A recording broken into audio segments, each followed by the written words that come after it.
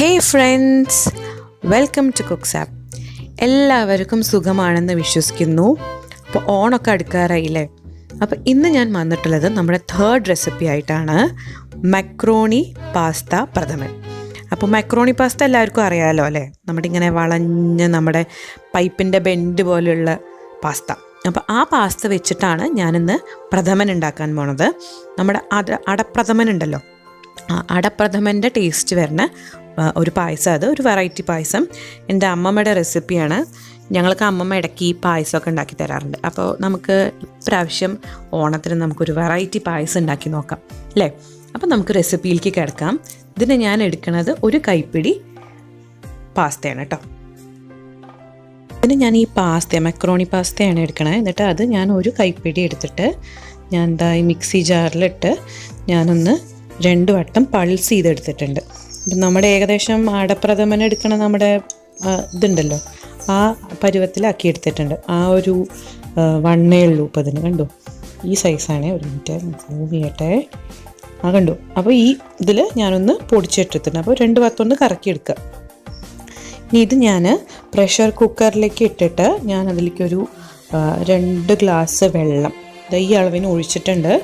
എന്നിട്ട് ഞാൻ അടച്ച് വെച്ചിട്ട് 2 വിസിൽ വരുത്താൻ പോവാണ്, മീഡിയം ഫ്ലെയിമിൽ. ആ നേരം ഞാൻ നമ്മുടെ ശർക്കരപ്പാനി ഉണ്ടാക്കിയെടുക്കാൻ പോവാണ്. അതിന് ഞാൻ വലിയ 5 കഷ്ണം ശർക്കര എടുത്തിട്ടുണ്ട്. എന്നിട്ട് ഞാൻ അതിലേക്ക് ഒരു ഏകദേശം 1/4 ഗ്ലാസ് വെള്ളം ഒഴിച്ചിട്ടുണ്ട്. എന്നിട്ട് ഞാനിത് ഉരുക്കിയെടുക്കാൻ പോവാം. ഒരു ഏകദേശം ഒരു 300 ഗ്രാമിൻ്റെ അടുത്തുണ്ടാവും ഈ ശർക്കര. എൻ്റെ അട ഞാൻ വേവിച്ചെടുത്തിട്ടുണ്ട്. നോക്കിയാൽ മനസ്സിലാവും. ഞാൻ ആവശ്യത്തിനേ വെള്ളം ഒഴിച്ചിട്ടുള്ളൂ കേട്ടോ. അപ്പോൾ അതുകൊണ്ട് ഭയങ്കരമായ വെള്ളമില്ല. വേണ്ടോ, നന്നായി വെന്ത് വന്നിട്ടുണ്ട്. 2 വിസിൽ വരുത്തിയിട്ടുണ്ട്.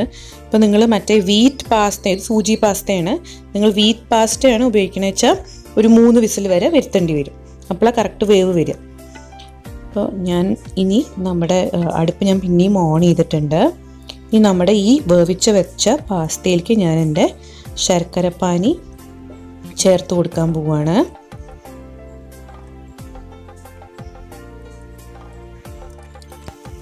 ഈ പായസം എൻ്റെ അമ്മമ്മയുടെ പായസം റെസിപ്പി കേട്ടോ.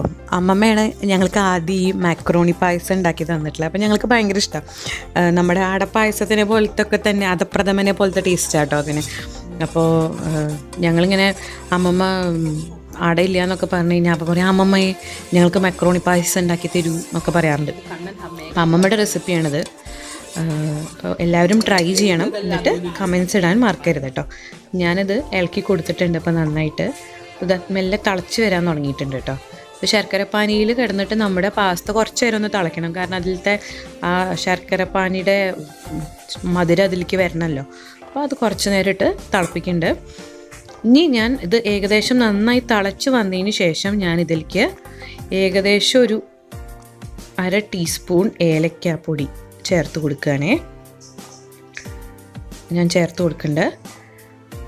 പിന്നെ ഞാൻ ഈ നേരം കൊണ്ട് ഞാൻ എൻ്റെ തേങ്ങാപ്പാൽ റെഡിയാക്കി വെക്കുക കേട്ടോ. ഇതിലേക്ക് നമുക്ക് തേങ്ങാപ്പാൽ ഒഴിക്കണം. അപ്പോൾ അതിന് വേണ്ടിയിട്ട് ഞാൻ തേങ്ങാപ്പാൽ പൊടി വെച്ചിട്ടാണ് കേട്ടോ ഞാൻ ഉണ്ടാക്കിയിട്ടുള്ളത്.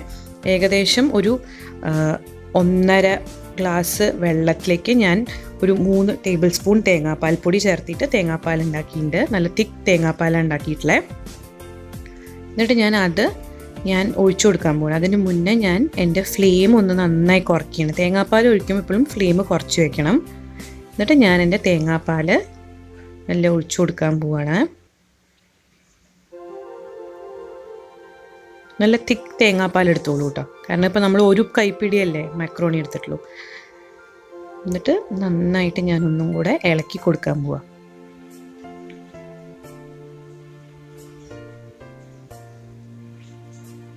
ഫ്ലെയിം ലോയിൽ തന്നെ വെക്കുക.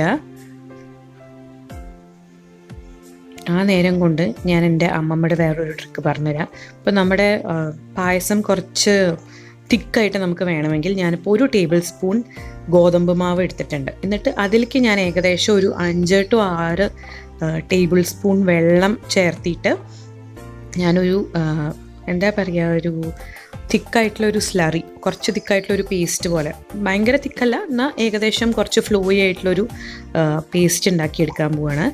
എന്നിട്ട് നമ്മുടെ പായസം തിളച്ച് വന്നതിന് ശേഷം നമുക്കിത് ചേർത്ത് കൊടുക്കാം. അപ്പോൾ ഞാൻ നമ്മുടെ പായസം ലോ ഫ്ലെയിമിലാട്ടോ വെച്ചിട്ടുള്ളത്, മെല്ലെ തിളച്ച് വരാൻ തുടങ്ങിയിട്ടുണ്ട്. അപ്പോൾ ഞാൻ ഇതിലേക്ക് എൻ്റെ പേസ്റ്റ് ഉണ്ടല്ലോ, ഞാൻ ഇങ്ങനെ ഈ പരുവത്തിലാക്കി വെച്ചിട്ടുണ്ട്, അത് ഞാൻ മെല്ലെ ചേർത്തിട്ട് ഞാനൊന്ന് ഇളക്കി കൊടുക്കാൻ പോവാണ്. അപ്പോൾ നമുക്ക് നല്ല തിക്കായിട്ടുള്ള പായസം കിട്ടും. ഇതൊക്കെ ടിപ്സ് ആൻഡ് ട്രിക്സ് ആണ് കേട്ടോ, എൻ്റെ അമ്മമ്മയുടെ ഓരോ ടിപ്സ് ആൻഡ് ട്രിക്സ് ആണ്.